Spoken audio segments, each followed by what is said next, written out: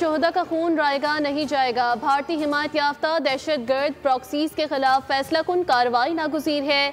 भारत की तरफ से दो तरफा फौजी कशीदगी में किसी तीसरे फरीक को शामिल करना भारत की ब्लॉक पॉलिटिक्स को फरोग देने की बेबुनियाद कोशिश है।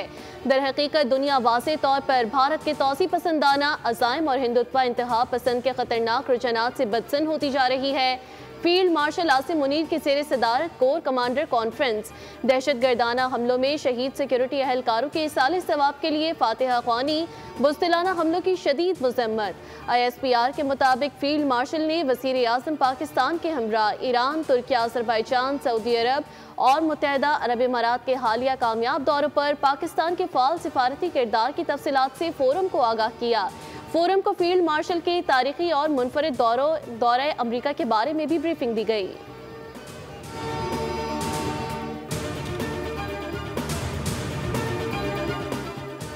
ना ही सदर के इस्तीफे की कोई बात हुई और ना आर्मी चीफ इस मनसब के ख्वाहिशमंद हैं। वज़ीर दाखिला मोहसिन नकवी की सदर सरदारी की तब्दीली से मुताल्लिक़ खबरों की तरदीद। कहा, हम जानते हैं सदर, वज़ीर आज़म और फील्ड मार्शल को निशाना बनाने वाली मुहिम के पीछे कौन है।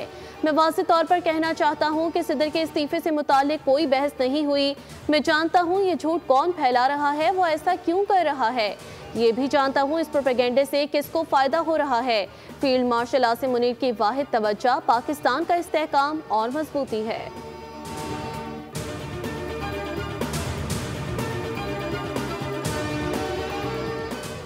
और DGISPR का यूनिवर्सिटी ऑफ आज़ाद जम्मू कश्मीर का दौरा। कश्मीरी तलबा ने रिवायती अंदाज में लेफ्टिनेंट जनरल अहमद शरीफ को खुशामदीद कहा।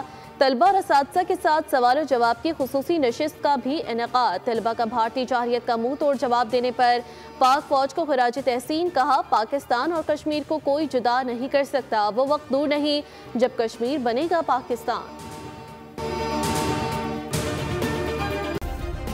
सब्सक्राइब करें और बेल दबाएं ताकि कोई खबर रह न जाए।